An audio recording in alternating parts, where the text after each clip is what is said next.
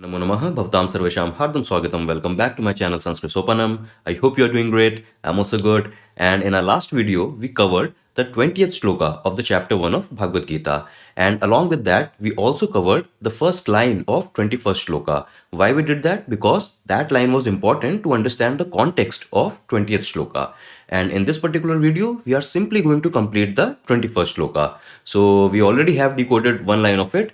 Only one line left of 21st shloka that we'll cover in this video. And so we have the 21st shloka here. As I've already said, the first line, Rishi Kesham Tada Vakyamidamaha Mahipate, this line we have already taken in the previous video. So if you have not seen that previous video, kindly go and complete that video, because in this particular video, we are only going to cover the second line of 21st shloka, that is, Senyorobhyor Madhye Ratham Sthape Mechuta. So this is the only line that is left, and this is the line we are going to decode in this particular video. And this is the line, this is the Sandhi Vichhed version of that line. So you see this word Senyor Ubhyor Madhye, this breaks as Senyoho Ubhyoho Madhye. So in all these three words, there is a common Sandhi that is happening. That Sandhi is called Rutva Sandhi. Rutva Sandhi or Rev Sandhi. This is called, everything about this Sandhi is given as usual in the PDF file. You can download the PDF file from the link in the description box. And similarly, we also have another Sandhi, this Me Achyuta. This breaks open as Me Achyut. So this is a Purva Roop Sandhi. Again, the detail is in PDF file. So I'll just move on. And as usual, we will decode the shloka based on an anchor word. And generally, we prefer a verb, a kriya, as an anchor word. So this sthapeye me achyut. We are taking this word sthapeye. This simply means kindly place or kindly park. So park as in park my vehicle, park my bike. So that park. So kindly place. This is the meaning of this verb. Now this particular verb form or kriya pad, this comes from the root, the dhatu stha. And stha simply means to stand or to settle. But in our shloka here, the verb root, the dhatu, is being modified using a suffix, that is nich suffix. And this nich suffix, nich pratyay, we have already covered in the previous video. What this nich pratyay do? This changes the meaning of the verb root of dhatu in made to stand. So when we want to convey this sense that made to do some action or caused to do some action, then we modify the verb root, the dhatu, using this suffix, nich suffix. And this is what is happening in our particular shloka. And once we have modified this dhatu using this nich pratyay, then we are applying the properties of a verb. So this verb, this particular sthape, this is in second person. Now since in the context of the shloka, Arjuna is directly addressing Shri Krishna, as we will see in the shloka, Arjuna is directly addressing Shri Krishna that kindly place my vehicle or kindly park my vehicle at whatever place Arjuna is asking to. So since Arjuna, he is directly addressing someone, so this second person, this Madhyam Purush, he is doing the action. So second person verb form, right? And imperative mood here. Why we use imperative mood or lot lakar as we say in Sanskrit? So why we use imperative mood? Whenever we want to make a request or whenever we want to give a command. So in this sense, we use the imperative mood or lot lakar in Sanskrit. So in second person, lot lakar and obviously ekvachan, because a single person, Shri Krishna, a single character. So in these three properties, this particular verb root, it changes into sthapaya. Okay, and this sthapaya, this simply means kindly place or kindly park and my vehicle, my chariot. This is the sense here. Okay, now the question is come or what? That kindly place or kindly park what? And the response is Ratham Sthape. This we already know through the context, but again, this is the response. Ratham Sthape. Ratham, this come from the base word, the Pratipadik Ratha. And Rath again is a very common Hindi word also. Ratha simply means chariot. And since this Ratha here, this is the object of this action. So kindly place this object, Ratha. So since this is the object, this is in second word case, Dutiya Vibhakti. That's why this Ratha is changing into Ratham. As Ram, it will change into Ramam. Balak, it will change into Balakam. So similar case here.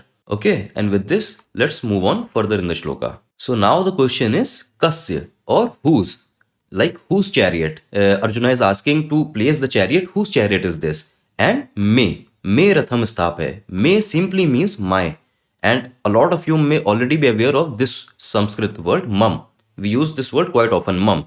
This mum or this me, they mean the same thing. They come from the base word asmad, this word. This is the base word, the pratipadik. And asmad, this is the first person pronoun. What is the first person pronoun? A pronoun that is used to denote everything about a first person. So I, me, my, we all, everything that is related to first person or uttam purush. So that pronoun is this asmad. And this mam or may, this comes from the sixth word case, the shashti vibhakti form of this asmad. What is the sixth case? Sixth case is when we want to show the possession, that this particular thing belongs to who, of who. So in our shloka, Arjuna is trying to say that my chariot, that chariot that belongs to me. So whenever we want to show the possession, we use the sixth case. So asmat, this is changing into me ratham, and it could have been mam ratham also. That would have meant the same thing. Both of them same, mam or me, simply meaning my. This is the concept here. And this kasya also, this comes from the pronoun kim. Kim pronoun we use when we want to ask who. And here in this particular context, I wanted to ask of who. That's why I use the same sixth case, sixth word case of this particular word kim. And the sixth case is kasya. So kasya simply meaning whose, and the response was me ratham sthape. My chariot, kindly place, kindly park my chariot. That is the sense here. Okay, and let's move on.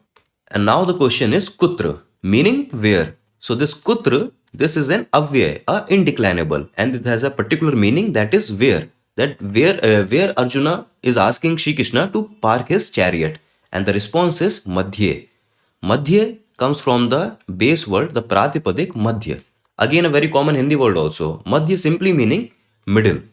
Okay. And when I want to show, when I want to say in middle, in or on, in these sense, in or on, we use the seventh case, the saptami vibhakti. So madhya, this changed into madhye. Just as Ram will change into Rame, Balak will change into Balake. So same thing. So madhye simply meaning in the middle. So kindly place my chariot in the middle. This is the sense up till here. And if we'll move on, now the response is, now the question is of what? Like I'm saying, place the chariot in the middle. In the middle of what? And the response is ubhyoho senyoho madhye. That is in the middle of both armies. So we have two armies, Kaurava army and Pandava army. And Arjuna is asking Krishna to place his chariot in the middle of both the armies. So let us understand this word senyoho. So senyoho, this comes from the base word, the pratipadik sena.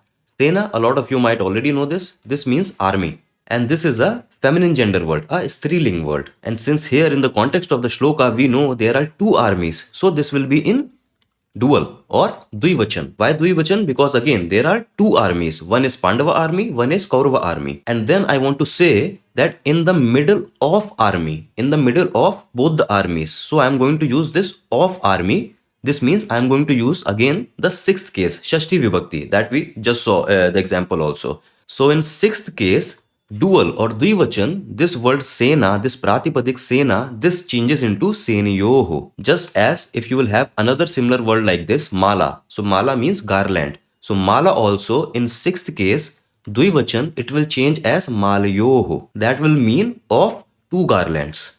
But here I want to say of both armies, of two armies. So sena changes into senyoho, simply meaning of armies. And we know we are talking about two armies because dvivachan. And similarly, we have this word ubha. Ubha, this comes from the base word ubha. Ubha simply meaning both. And this word, this is an adjective. You can already guess. This is an adjective because this is further describing this noun. And since this word is an adjective, so it will take all the properties of its noun. So this particular adjective will also be in feminine word case, that is striling. This will also be in dvivachan, that is dual. And this will also be in sixth case, because all three properties of its particular noun. So ubha, that means both, it also changes into ubhyoho. So ubhyoho senyoho, simply meaning of both armies. That is in the middle of both Kaurava and Pandava army. That is the applied sense here. But anyways, with this, I think we have completed the entire shloka, yes? And let us see the anvay. So with this translation, let us remember what is the first line of this 21st shloka that we covered in the previous video. In that line that was mentioned, Arjuna says this sentence to Shri Krishna. And what sentence? So this was the sentence. Okay, so anvay rearrangement, achyuta. So achyuta, this simply meaning Krishna. So this is another name of Shri Krishna. And if you want to know the meaning, this particular word also, this comes from the root Chut. This is the root. And this simply meaning to deviate or to fall. But we are negating it by adding an a. So if you remember, we touched upon this topic also. We saw this particular samas, nay samas, when we want to negate a particular word. So any word that is starting with a consonant, it is starting with a cha, which is an consonant, right? So if we want to negate any word that is starting with an consonant, we simply add an a before it. So chuta simply means one who falls, one who deviate. And if we add an a, so the word becomes achyuta, simply meaning one who never falls and infallible, or one who never deviates, one who is permanent. So this Achyut, it glorifies the divinity of Shri Krishna, that he was the ever-changing divinity, he was the permanent, the non-dual divinity that you can relate to as Brahma or as Atman. So again, all this Vedanta concept, but this is the meaning here. And Achyut, this here is in eighth case. So if you remember the eighth word case, whenever we want to address someone, that in Hindi we say Sambodhan. So we say no, hey Ram, hey Site. So that is Sambodhan, or that is addressal with an expression. So whenever we want to address in that sense, we use the eighth case. So in eighth case, Achyut, the base word, this remains as such. And you think of it as an this name with an exclamation mark. This is how it translates in English, that we are addressing someone out of some emotion. Okay, so coming back to the Anvay, Achyut, O Krishna. So this is how with emotion Arjuna is addressing to Shri Krishna, his charioteer. That Achyut, O Krishna, Ubhyoh Senyoh Madhye. So Madhye, in the middle, Ubhyoh Senyo, of both the armies, Me Ratham, my chariot, Sthape, kindly place. So, O Krishna, kindly place my chariot in the middle of both the armies. This is what Arjuna is asking Shri Krishna, requesting Shri Krishna to do. And with this, we have completed the remaining line of 21st shloka. And again, if I miss out anything, it will be available in the PDF sheet. So do download that PDF sheet, go through it, go through the Sandhi section. So Sandhi rules, very important. I have mentioned it again and again. So go through that rules, go through the word by word decoding of this shloka in your own time, in your own accord.